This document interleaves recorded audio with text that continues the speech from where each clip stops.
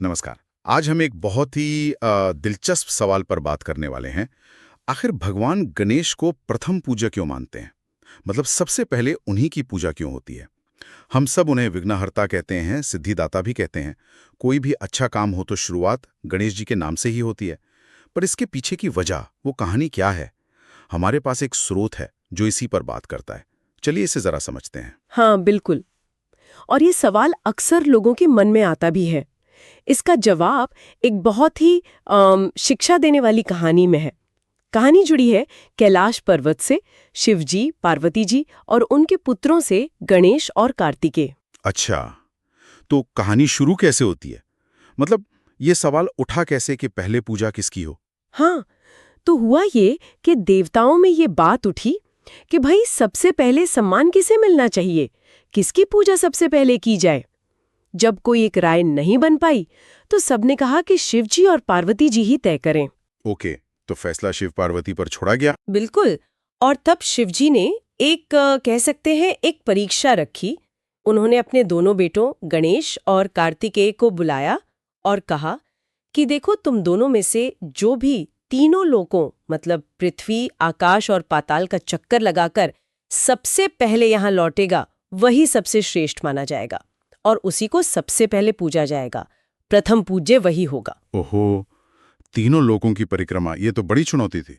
और कार्तिकेय जी, उनका वाहन तो मोर है जो काफी तेज है, वो तो फौरन निकल पड़े होंगे। हाँ हाँ, बिल्कुल। कार्तिकेय जी तो फुर्तीले थे ही और वाहन भी तेज। वो तो सुनते ही निकल पड़े परिक्रमा पर। लेकिन गणेश जी, उनका वाहन तो मूषक है, मतलब चूहा। वो तो बेचारा धीरे धीरे चलता है। हाँ, यहीं पर बात थोड़ी पेचीदा हो जाती है। फिर गणेश जी ने क्या किया? वो तो रेस में पीछे रह जाते। यहीं यहीं गणेश जी की जो अद्भुत बुद्धि है वो सामने आती है। उन्होंने एक पल सोचा कि भाई ऐसे तो कार्तिकेय ही जीतेंगे, शारीरिक बल और गति में तो वही आगे हैं। तब गणेश जी ने स्थिति को अलग ढंग से देखा। उन्होंने सोचा कि उनके लिए उनके माता पिता यानी शिव और पार्वती, वही तो पूरा ब्रह्मांड है, वही उनके तीनों लोक हैं, है ना। अच्छा, ये तो बहुत ही अलग सोच है। तो क्या उन्होंने रेस में भाग ही नहीं लिया? नहीं नहीं, भाग लिया, लेकिन अपने तरीके से। उन्होंने शारीरिक दौड़ की जगह बुद्धि का इस्तेमाल किया। उन्होंने क्या किया, अपने माता पिता शिव और पार्वती के चारों ओर ही 3 चक्कर लगा लिए, पूरी श्रद्धा से। फिर हाथ जोड़कर प्रणाम करके वहीं बैठ गए। उनके लिए तो माता पिता की परिक्रमा ही ब्रह्मांड की परिक्रमा थी। अरे वाह, ये तो वाकई कमाल का नजरिया है, बिल्कुल हटके। फिर जब कार्तिकेय जी लौटे होंगे तब क्या हुआ? वो तो पूरी परिक्रमा करके आए थे। हाँ, काफी समय बाद लौटे। तीनों लोकों का चक्कर लगाकर जब वो थके हारे वापस आए तो देखा कि गणेश जी तो आराम से वहीं बैठे हैं।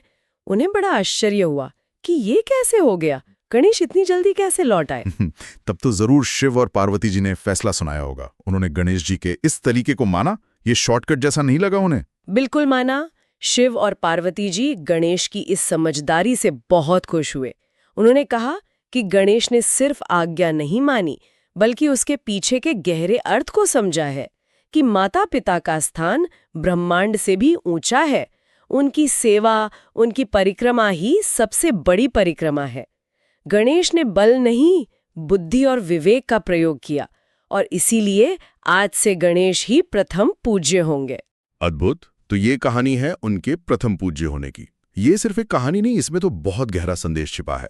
शायद इसीलिए कोई भी काम शुरू करने से पहले कहते हैं श्री गणेशाय नमः, ताकि उनकी बुद्धि मिले, काम बिना बाधा के पूरा हो। उनकी यही समझ उन्हें विघ्नहर्ता बना दी है ना, बाधाओं को बुद्धि से हटाने वाला। एकदम सही कहा। गणेश जी सिर्फ देवता नहीं हैं, वो प्रतीक हैं, विवेक के, समझदारी के और हाँ, माता पिता के प्रति आदर और भक्ति के भी।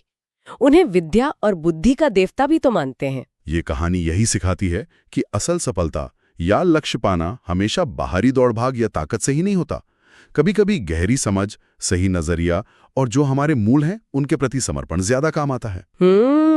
तो संक्षेप में कहें तो गणेश जी का प्रथम पूज्य बनना उनकी असाधारण बुद्धि, सिचुएशन को समझने की काबिलियत और अपने माता पिता के प्रति गहरी श्रद्धा का नतीजा था। उन्होंने प्रॉब्लम को बल से नहीं बल्कि दिमाग से और एक अलग दृष्टिकोण से हल किया। और ये कहानी आप देखिए, आज भी हमें सोचने पर मजबूर करती है। क्या हम भी अपने जीवन में अक्सर बाहरी चीजों के पीछे भागते रहते हैं, मतलब दुनिया के लक्ष्य, कंपटीशन, दिखावा, इसी में सारी एनर्जी लगा देते हैं। या हम कभी रुककर ये सोचते हैं कि शायद असली ताकत, असली समाधान हमारे अपने अंदर, हमारे मूल्यों में, हमारे रिश्तों में छिपाए। जैसे गणेश जी के लिए उनके माता पिता थे। कहाँ ध्यान देना ज्यादा जरूरी है, बाहरी दौड़ पर या अंदर की समझ और समर्पण पर? ये सवाल तो सोचने लायक है।